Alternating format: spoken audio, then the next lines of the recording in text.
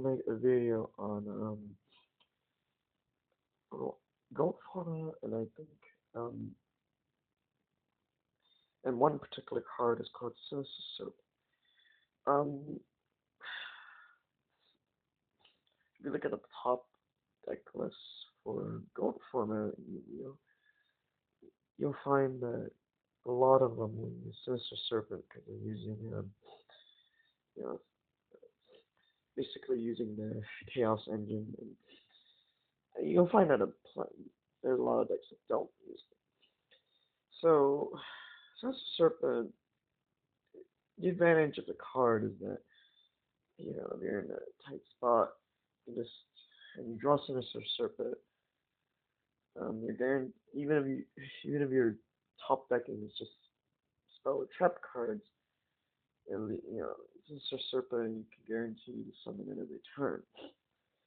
Usually it's set for style.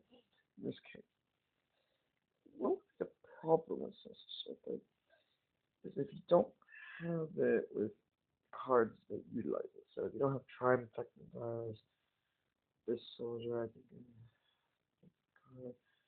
you don't have like card destruction. You don't have those type of cards in your opening hand. And Sinister Serpent might not be as useful. Or if you don't have like Lightning Vortex, Graceful Cherry, then you wouldn't have, then Sinister Serpent would be very useful there. I mean, but it's just one card. Uh, it just takes one card in the 40 card deck. So, um,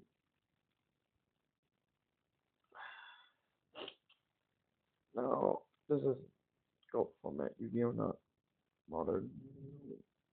Pretty sure nobody uses Sinister Serpent modern. But there's a few people who use Change of Heart and um, maybe a few people that use uh,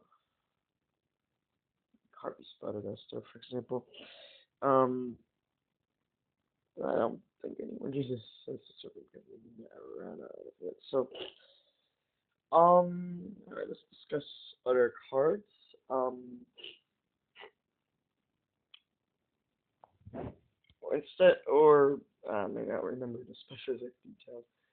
There was this deck called, there was this Mermaid Island that people, um, so it was briefly used before Dragon Rulers. So, 2012, that's like 11 years ago. Um,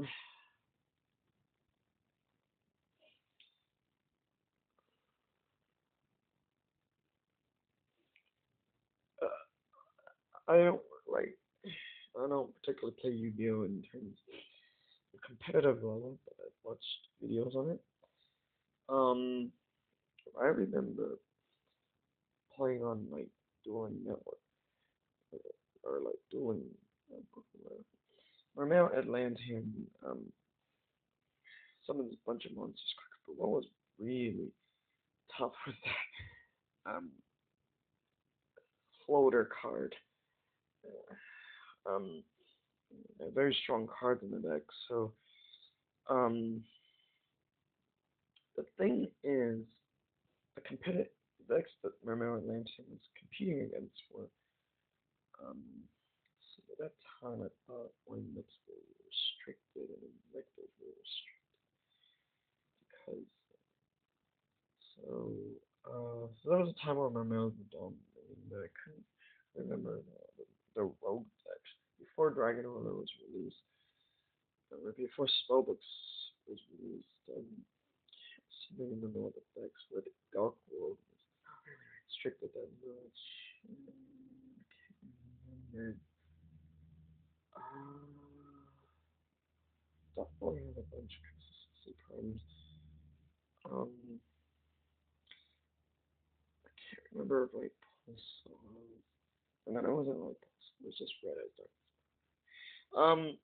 Let's see. Like I remember. I can't remember bullshit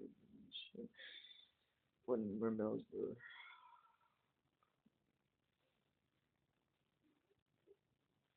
males were just topping over, and then Dragon Roller came and basically couldn't imagine a real player using Ramel and possibly. Anyway, I couldn't remember when certain archetypes were released in the exact order. So, um, the big error with the Ramels is that some players didn't like it. Just some players are very creative with it. And can't remember, like maybe they didn't use that Gen X Blade or something. Um, couldn't remember what the creative thing was. I think there was some players that used 60 cards. Managed to top or something. I can't remember. Something like that. Let's see. Um,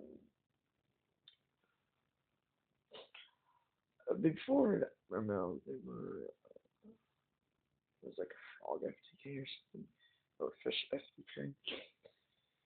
Um,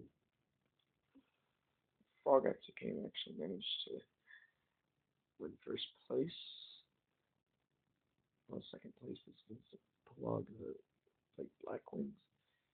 This guy from Panama. Um, would have been similar with this guy from the United States. So, uh,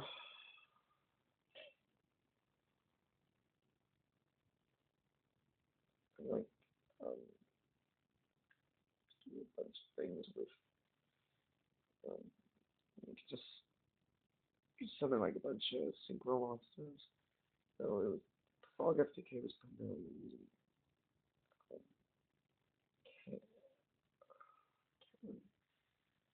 uh, card, this continuous spell card, I can't remember the name of it.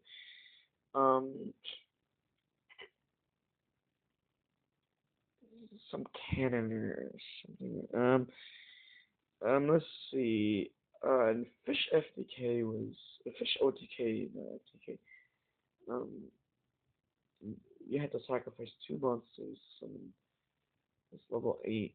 There's a level 10 fish monster, and basically the card is when the card is summoned, you can discard one card and basically special summon 4 monsters from there. You can practically win from there. Something like that. Um,